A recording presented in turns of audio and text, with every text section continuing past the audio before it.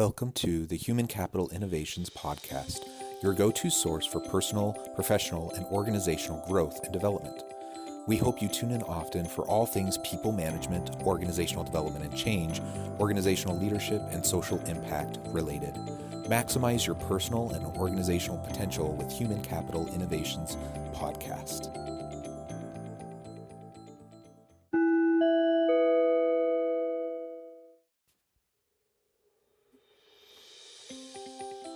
Welcome to the Human Capital Innovations Podcast. In this inspiring TED Talks HCI podcast episode, I explore David Logan's famous 2009 TED Talk, Tribal Leadership.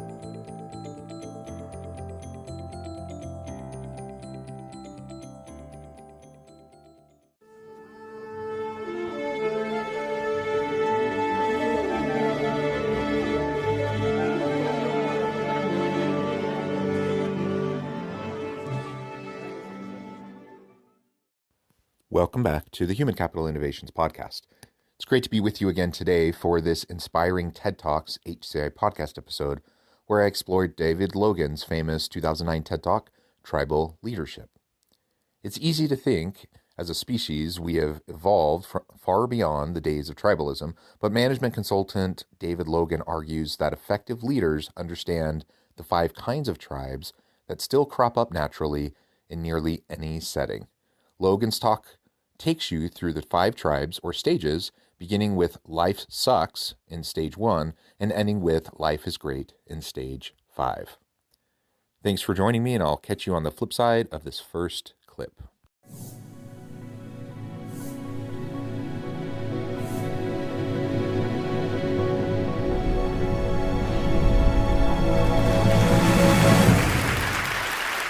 What we're really here to talk about is the how. Okay, so how exactly do we create this world-shattering, if you will, innovation? Now, I want to tell you a quick story. We'll go back a little more than a year. In fact, the date, I'm curious to know if any of you know what happened on this momentous date. It was February 3rd, 2008. Anyone remember what happened February 3rd, 2008? Super Bowl. I heard it over here. It was the date of the Super Bowl. And the reason that this date was so momentous is that what my colleagues John King and Haley Fisher-Wright and I noticed as we began to debrief various Super Bowl parties is that it seemed to us that across the United States, if you will, tribal councils had convened, and they had discussed things of great national importance, like, do we like the Budweiser commercial? And do we like the nachos and who's going to win? But they also talked about which candidate they were going to support. And if you go back in time to February 3rd, it looked like Hillary Clinton was going to get the Democratic nomination, and there were even some polls that were saying she was going to go all the way. But when we talked to people, it appeared that a funnel effect had happened in these tribes all across the United States. Now, what's a tribe? Tribe is a group of about 20, so kind of more than a team, 20 to about 150 people. And it's within these tribes that all of our work gets done. But not just work, it's within these tribes that societies get built, that important things happen.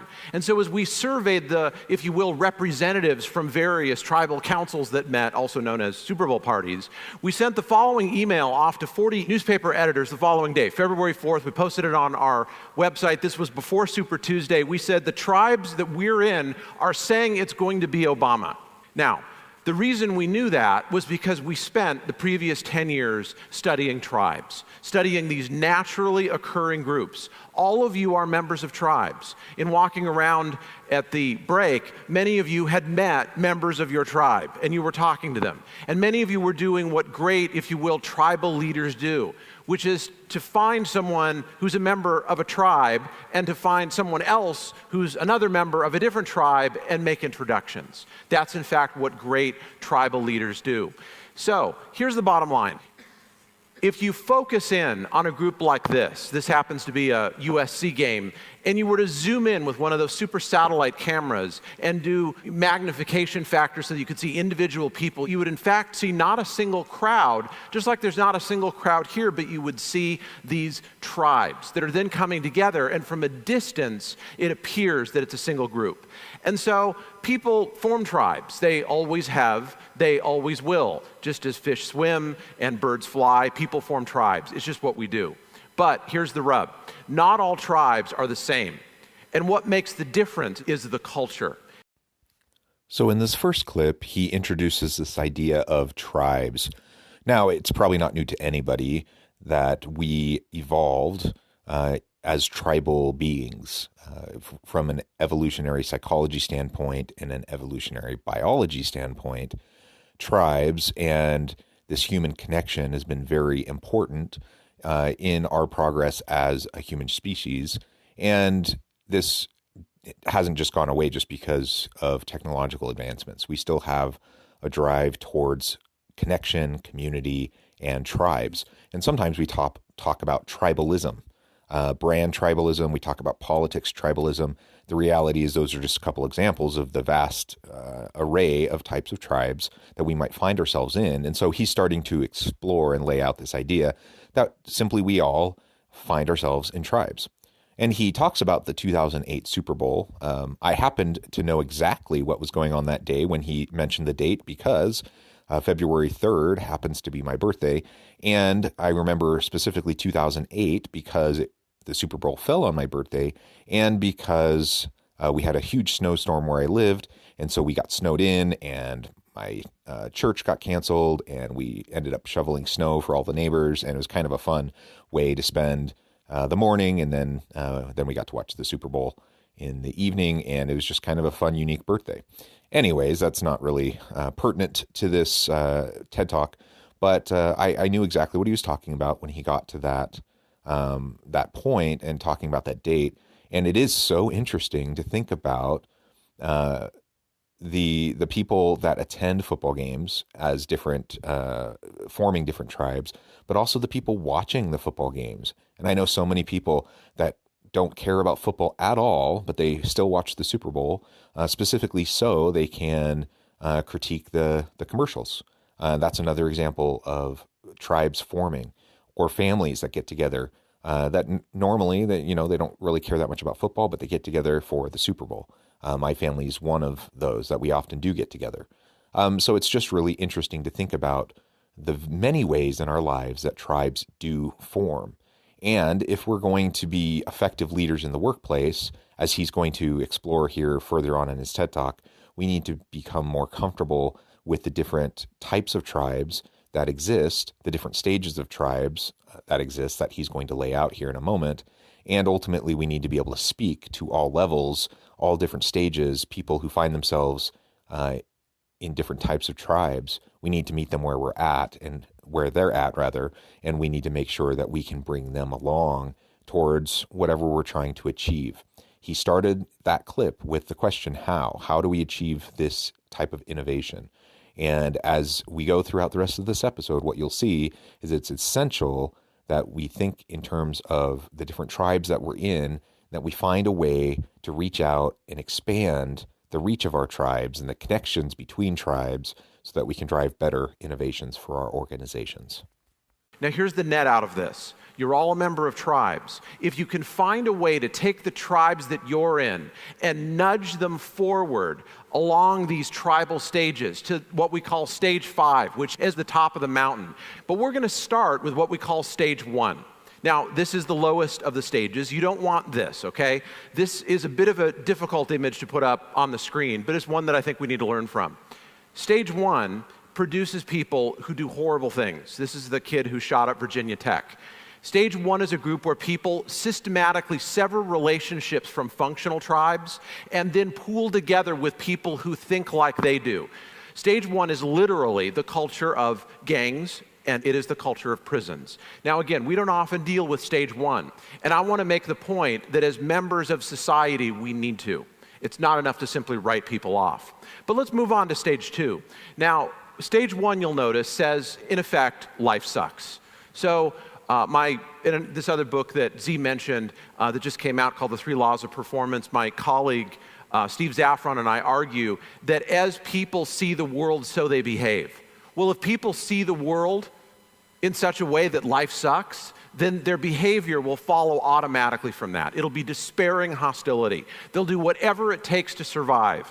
even if that means undermining other people. Now, my birthday is coming up shortly, and my driver's license expires. And the reason that that's relevant is very soon I will be walking into what we call a stage 2 tribe, which looks like this.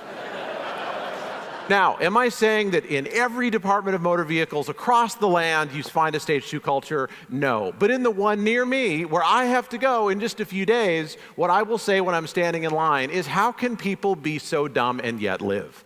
Okay. Now, am I saying that there are dumb people working here? Actually, no, I'm not. But I'm saying the culture makes people dumb. Okay? So in a stage 2 culture, and we find these in all sorts of different places. You find them, in fact, in the best organizations in the world. You find them in all places in society. I've come across them at, the organizations that everybody raves about as being best in class. But here's the point. If you believe and you say to people in your tribe, in effect, my life sucks. I mean, if I got to go to TEDx USC, my life wouldn't suck, but I don't, so it does. If that's how you talked, imagine what kind of work would get done, what kind of innovation would get done, the amount of world-changing behavior that would happen. In fact, it would be basically nil. So in this clip, he lays out the first 2 types of tribes, or the first 2 stages. At the lowest stage, stage 1, this is the my life sucks stage. People get together with like-minded, miserable individuals, and ultimately they just commiserate. And he argues that this is the type of culture that you see in gangs, in prisons. Not being an expert in this research around tribes, I can't really speak to that characterization. But the point is that there are disenfranchised, marginalized populations throughout various societies around the world, and their lives do suck. They are disadvantaged. They don't have many opportunities, not like many from more privileged stations in life. And so regardless of what the reason for that is, they're in that situation. They band together, and if they can't get out of that, then they're going to live a perpetual life of just merely trying to survive. And when you're trying to survive, really kind of anything goes. And you can end up treating other people around you in really horrible ways and not really care too much about it because you're just trying to survive. And life stinks, and that's just the way it is. In stage 2, you start to get beyond that a little bit. You start to interact with perhaps people from other tribes, people who don't think strictly in terms of their life sucks, but you now frame your existence in terms of my life sucks because I'm not like this other group. I'm now associating with these other people. I see what they get to enjoy. If I got to enjoy that too, my life would be great. I don't. My life sucks. Both stages are not great stages to be in, and so he's going to continue along the path of talking about the next 3 stages here in the coming clips. Now, when we go on to stage 3, this is the one that hits closest to home for many of us, because it's in stage 3 that many of us move and we park and we stay. Stage 3 says, I'm great, and you're not. I'm great, and you're not. Now imagine having a whole room of people saying, in effect, I'm great and you're not, or I'm going to find some way to compete with you and come out on top as a result of that. A whole group of people communicating that way, talking that way. I know this sounds like a joke, 3 doctors walk in a bar, but in this case, 3 doctors walk in an elevator, happen to be in the elevator collecting data for this book, and one doctor said to the others, did you see my article in the New England Journal of Medicine? And the other said, no, that's great, congratulations. Next one got kind of a wry smile on his face and said, well, you were, doing your research. Notice the condescending tone. Well, you were off doing your research. I was off doing more surgeries than anyone else in the Department of Surgery at this institution. And the third one got the same wry smile and said, well, you were off doing your research, and you were off, doing your monkey meatball surgery that eventually will train, monkeys to do, or cells or robots, or maybe even not even need to do it all. I was off running the future of the residency program, which is really the future of medicine. And they all kind of laughed, and they patted him on the back, and the elevator door opened, and they all walked out. That is a meeting of a stage 3 tribe. Now, we find these in places where really smart, successful people show up. Like, I don't know, TEDx at USC. Here's the greatest challenge we face in innovation. It is moving from stage 3 to stage 4. Let's take a look at a quick video snippet. This is from a company called Zappos, located outside Las Vegas. And my question on the other side is just going to be, what do you think they value? Zappos it was not headquarters. Christmas time. There was a Christmas tree. There's actually a Dance Dance Revolution This is their lobby. terminal right in the lobby. Employees volunteer time in the advice booth. Notice it looks like something out of a Peanuts cartoon. Okay, we're going through the hallway here at Zappos. This is a call center. Notice how it's decorated. Notice people are applauding for us. They don't know who we are, and they don't care, and if they did, they probably wouldn't applaud. But you'll notice the level of excitement. Notice, again, how they decorate their office. Now, what's important to people at Zappos, these may not be the things that are important to you, but they value things like fun, and they value creativity. One of their stated values is be a little bit weird. And you'll notice they are a little bit weird, okay? So when individuals come together and find something that unites them that's greater than their individual competence, then something very important happens. The group gels, and it changes from a group of highly motivated but fairly individually centric people into something larger, into a tribe that becomes aware of its own existence. Stage 4 tribes can do remarkable things, but you'll notice we're not at the top of the mountain yet. There is, in fact, another stage. Next is stage 3. When we're in a stage 3 tribe, it's really kind of our tribe is awesome, your tribe sucks kind of a mentality. It's more of an us versus them. My experience, my life is better, I'm right, you're wrong, that kind of a frame of thinking. And he argues that most people get stuck in this stage, that they never progress beyond it. And it was at the point in his talk, when he was talking about stage 3, that I started to think along the lines of the stages of cognitive development or the stages of moral or ethical development. And there's many researchers and theorists that talk along those lines. And it seemed to map out pretty similarly with how some of these other researchers talk in terms of cognitive or moral ethical development. And the reality is when we're in a black and white way of thinking, when we're in a stage 3 where it's us versus them, we're better than you are kind of a mentality, then yeah, you get stuck. It's inherent in that form of tribe that you simply aren't looking for all the great ideas around you because you're already convinced that you are in the best situation. Your tribe is the best. You're not going to be looking and valuing diversity. You're not going to be trying to create an inclusive environment where everyone is genuinely welcomed and wanted and having the opportunity to contribute, because unless they conform to your tribe and unless they conform to your values, then clearly something's wrong with them and you wouldn't want them there anyways. That's the mentality. That's what stage 3 looks like. And ultimately, it's incredibly problematic. I think most people listening to this would say, well, yeah, of course, nobody wants to be stage 3. You don't want to be stuck in a stage 3, yet that's where the vast majority of people end up getting stuck. So then he starts to move into, well, how do we get to stage 4? What does that look like? And he gives the example of Zappos. And many of you listening probably already know all about Zappos. It's a classic example of a great innovative organization with a great culture, best place to work, great employee retention. People go to work there and they never leave because it's such a wonderful place to be. And they make it a core value to have fun, to be a little weird, and ultimately that drives them. So they've moved beyond thinking we're just better than everyone else. Now they're recognizing the value of each person within the team, the uniqueness of each person in the team. It's more of an inclusive environment. It's more of a welcoming environment. And you start to have some more creativity and innovation.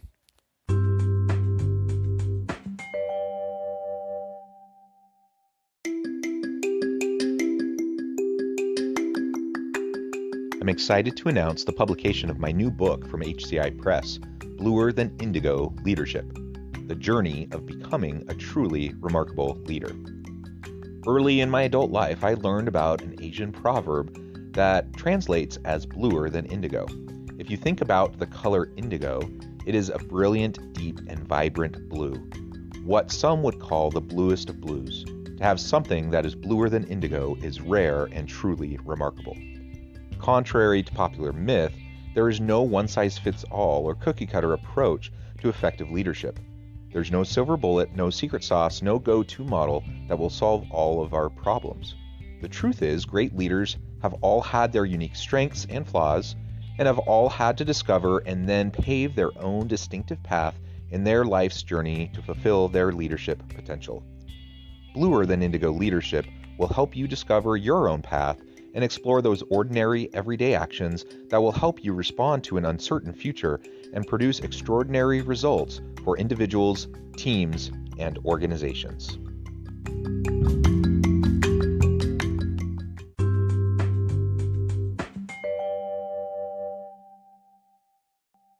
Now, some of you may not recognize the scene that's up here, and if you take a look at the headline of Stage 5, which is Life is Great, this may seem a little incongruous. This is a scene or a snippet from the Truth and Reconciliation process in South Africa, for which Desmond Tutu won the Nobel Prize.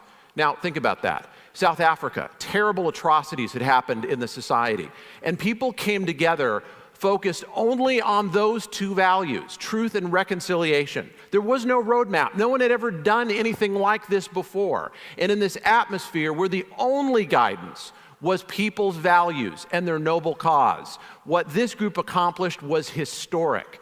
And people at the time feared that South Africa would end up going the way that Rwanda has gone, descending into one skirmish after another and a civil war that seems to have no end. In fact, South Africa has not gone down that road, largely because people like Desmond Tutu set up a Stage 5 process to involve the thousands and perhaps millions of tribes in the country to bring everyone together. So people hear this and they conclude the following, as did we in doing the study. Okay, got it. I don't want to talk Stage 1. That's like, life sucks. Who wants to talk that way? I don't want to talk like they do with the particular DMV that's close to where Dave lives. I really don't want to just say I'm great because that kind of sounds narcissistic and then I won't have any friends. Saying we're great, that sounds pretty good, but I should really talk Stage 5, right? Life is great. Well, in fact, there are three somewhat counterintuitive findings that come out of all this. The first one, if you look at the Declaration of Independence and actually read it, the phrase that sticks in many of our minds is things about inalienable rights. I mean, that's Stage 5, right? Life is great, oriented only by our values, no other guidance. In fact, most of the document is written at Stage 2. My life sucks because I live under a tyrant, also known as King George. We're great. Who's not great? England. Sorry. Well, what about other great leaders? What about Gandhi? What about Martin Luther King? I mean, surely these were people who just preached life is great, right? Just one little bit of happiness and joy after another. In fact, Martin Luther King's most famous line was at Stage 3. He didn't say, we have a dream. He said, I have a dream. Why did he do that? Because most people are not at Stage 5. 2% are at Stage 1. About 25% are at Stage 2, saying in effect, my life sucks. 48% of working tribes say, these are employed tribes, say, I'm great, and you're not, and we have to duke it out every day, so we resort to politics. Only about 22% of tribes are at Stage 4, oriented by our values, saying we're great, and our values are beginning to unite us. Only 2% of tribes get to Stage 5, and those are the ones that change the world. So the first little finding from this is that leaders need to be able to talk all the levels so that you can touch every person in society. But you don't leave them where you found them, okay? Tribes can only hear one level above and below where they are. So we have to have the ability to talk all the levels to go to where they are. And then leaders nudge people within their tribes to the next level. So in Stage 5, we get away from my group is great. We've progressed from Stage 3, I'm great, everything's great about us and my group. Stage 4, the group is great and we have individuals with differences, we value them. Now Stage 5, life is great. And you have more overarching values that really drive the discussion. And the idea in Stage 5 is you don't really worry about groups. You don't really worry about how people interact. You just look for the positive. You kind of transcend the garbage. That's how I understand this idea of Stage 5. And again, in terms of cognitive and moral development, a Stage 5 maps fairly well with what he's describing in terms of a Stage 5 tribe. And it's kind of a transcendent kind of a stage. And ultimately, is that what we're trying to reach for? He gives the example of Desmond Tutu in South Africa, and that is a great example. Trying to get outside of this tribalism, trying to help people connect, trying to help people have conversations where they can truly reach for something greater and improve the experience of everyone. So everyone can authentically have an experience where life is great. They live a life of dignity and respect. But then he makes a very, very important point that if you get to a stage 5 and you think, yeah, life is great, and I don't want to have to talk about stage 1, 2, 3, 4, I'm just going to live this transcendent life. That doesn't actually drive any change or improvement in the human condition. And so leaders need to learn how to speak the language of all of the different stages.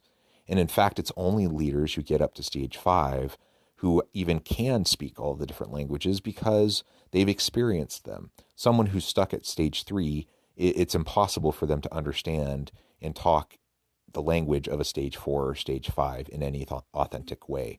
And so as a leader, hopefully we get to that kind of a transcendent stage. We need to be able to meet people where they're at. And if someone is in a stage 1 or a stage 2 or stage 3, we need to go there and meet with them. And we need to talk in terms that they understand. And we can nudge them along slowly but surely and help them along the path of opening their mind, opening their connection with people so that they can get to that stage 4 or even that stage 5 and find greater opportunity for meaning and purpose and drive better innovations for our organizations. I'd like to show you some examples of this. One of the people we interviewed was Frank Jordan, former mayor of San Francisco. Before that, he was chief of police in San Francisco. And he grew up essentially in stage 1. And you know what changed his life? It was walking into one of these, a boys and girls club. Now, here's what happened to this person who eventually became mayor of San Francisco. He went from being alive and passionate at stage 1, remember, life sucks, despairing hostility, I will do whatever it takes to survive, to walking into a boys and girls club, folding his arms, sitting down in a chair and saying, wow, my life really sucks. I don't know anybody. I mean, if I was into boxing like they were, then my life wouldn't suck, but I don't, so it does. So I'm going to sit here in my chair and not do anything. In fact, that's progress. We move people from stage 1 to stage 2 by getting them in a new tribe and then over time, getting them connected. So what about moving from stage 3 to stage 4? I want to argue that we are doing that right here. TED represents a set of values. And as we unite around these values, something really interesting begins to emerge. If you want this experience to live on as something historic, then at the reception tonight, I'd like to encourage you to do something beyond what people normally do and call networking, which is not just to meet new people and extend your reach and extend your influence, but instead find someone you don't know and find someone else you don't know and introduce them. That's called a triadic relationship. See, people who build world-changing tribes do that. They extend the reach of their tribes by connecting them, not just to myself so that my following is greater, but I connect people who don't know each other to something greater than themselves. And ultimately, that's to their values. These are some good examples that he provides. So after laying out these stages, being able to think in terms of these examples and the different stages people are at and how we can meet them where they're at and help nudge them along and help them to grow and develop. And I like the story of the young man from stage 1 who's in a really tough situation. He walks into that Boys and Girls Club and he starts to move to stage 2, and he's still kind of surly and grumpy and just sitting there and pouting and like, my life would be better if I could do this, if I could be like these other people. And many of us would look at that and we would say, oh my gosh, what is your problem? Like, get it together. You make the most of your life, pull yourself up by the bootstraps, whatever cliche that we want to say. And we say, why can't you just, appreciate what opportunities you have and make the most of it? What we need to recognize is, and again, meeting this person where they're at, is that's an improvement from where they were at. And now they're experiencing others and they're seeing other possibilities. And that puts them in a position where they can then move maybe from stage 2 to stage 3 and actually join some of these other groups and actually start to better their lives through involvement in other proactive endeavors in their life. And so is it bad to be stage 3? No, not at all. In fact, being a stage 3 is going to be a lot better than being a stage 1 or 2. Do we want to be stuck at a stage 3 forever? No. And so again, as a leader, we need to speak the language of people at different levels, meet them where they're at, and then we can help them along. And ultimately, as we establish our teams within our organization, we establish our culture, we can really think carefully about these elements and not only the types of people we like to attract to the organization, getting the right people on the bus and the right seats with good fit so that we have a cohesive team, but recognizing even then we're going to have people at different stages. And the fact that, people aren't a monolith and their lives aren't a monolith. And so, just because one aspect of my life might be at a 3, another aspect of my life and the way my thinking works might be at a 2, and so forth. So different pieces of ourselves might resonate with these different types of stages, and we all belong to many different tribes. And so we might be part of a tribe that's a stage 1 tribe. We might be as part of another tribe that's a stage 2 or stage 3. And so as a leader, this makes it all the more reason why we need to embrace the complexity and be able to speak to the different levels and meet our people where they're at, help them to achieve their potential by helping them progress along these types of stages. And I would argue not just the stages of tribal development, but the stages of moral and cognitive development as well. But we're not done yet, because then how do we go from stage 4, which is great, to stage 5? The story that I like to end with is this. It comes out of a place called the Gallup organization. They do polls, right? So at stage 4, we're great. Who's not great? Pretty much everybody else who does polls. Okay, if Gallup releases a poll on the same day that NBC releases a poll, people pay attention to the Gallup poll. Okay, we understand that. So they were bored. They wanted to change the world. So here was the question someone asked. How could we, instead of just polling, what Asia thinks or what the United States thinks or who thinks what about Obama versus McCain or something like that, what does the entire world think? And they found a way to do the first ever world poll. They had people involved who were Nobel laureates in economics who reported being bored. And suddenly they pulled out sheets of paper and were trying to figure out, how do we survey the population of sub-Saharan Africa? How do we survey populations that don't have access to technology and speak languages we don't speak, and we don't know anyone who speaks those languages? Because in order to achieve on this great mission, we have to be able to do it. Incidentally, they did pull it off, and they released the first ever world poll. So I'd like to leave you with these thoughts. First of all, we all form tribes, all of us. You're in tribes here. Hopefully you're extending the reach of the tribes that you have. But the question on the table is this: what kind of an impact are the tribes that you are in making? You're hearing one presentation after another, often representing a group of people, a tribe, about how they have changed the world. If you do what we've talked about, you listen for how people actually communicate in the tribes that you're in, and you don't leave them where they are, you nudge them forward. You remember to talk all 5 culture stages because we got people in all 5 around us. Then the question I'd like to leave you with is this: will your tribes change the world? Thank you very much.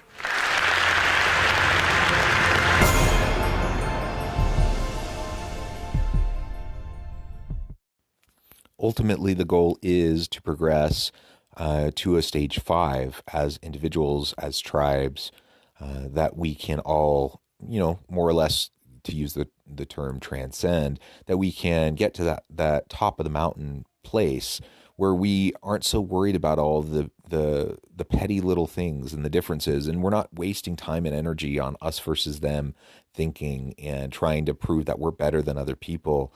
None of that matters anymore once you get to stage 5, and you're simply embracing the good that is out there, and the framing of the world that life is great and that we can make it even better. That's where the real change happens. That's where the greatness in society and the great leaders happen. But even as we think about those who are the most transformational leaders throughout the history of the world, they learned how to, and necessarily they spoke to people at all levels.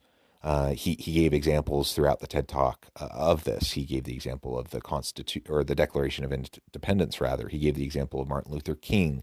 These are examples where, yes, there is example of stage 5 in what they say, but there's also examples of other stages. They speak to people where they're at. They don't leave anyone behind. They don't write anyone off and say, you know what, this person at stage 1, they're a lost cause. They're just bitter. They just have a horrible outlook on life. We're not even going to worry about them. They don't do that. And rather, they try to build bridges. They try to reach out and expand the network of their tribe to encompass these other tribes and bring everyone along and nudge people towards that top of the mountain experience, towards that transcendence. And I truly believe this is what great leaders can do within their organizations as well. Great leaders can drive this type of potential in their people. They can create a healthy culture, a healthy tribe at work. You don't need to devolve down into petty tactics of us versus them dialogue and divisiveness. And, so much of what we see, for example, in politics nowadays is so polarized. It's not productive. And we end up wasting all of our time and energy on things that don't matter. So I really appreciate his insights during this TED Talk. I appreciate you being with me today as I've explored this and really thought through it for myself and how it applies to my life. And I would encourage you to do the same. Think about how some of these elements apply to your life. Think about how you can utilize this knowledge and these insights in order to improve your own leadership capabilities, that you can better lead those you encounter in the various walks of life, in the different tribes in which you encounter and live. As always, thank you for joining me for this episode of the Human Capital Innovations Podcast. I hope you stay healthy and safe, that you can find meaning and purpose at work each and every day, and I hope you have a great week.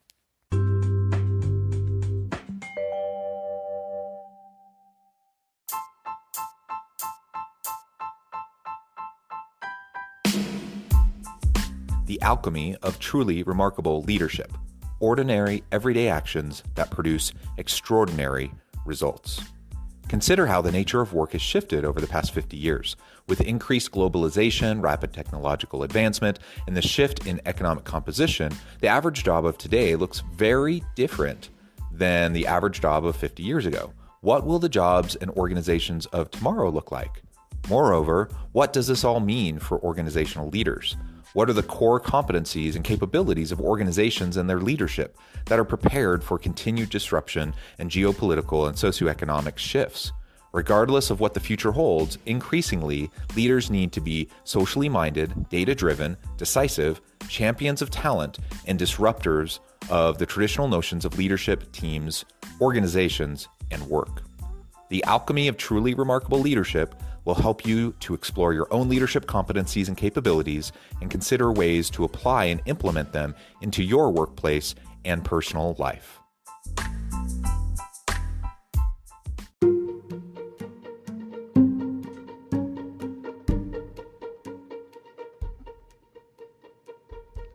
Check out Human Capital Innovations magazine, Human Capital Leadership.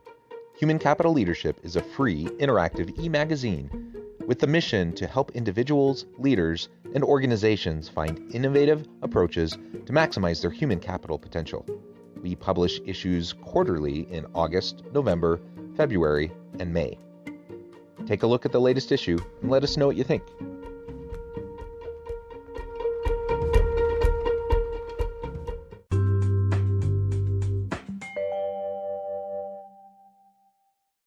Thanks again for joining us for this episode of the Human Capital Innovations Podcast. I hope you stay healthy and safe and that you have a great week.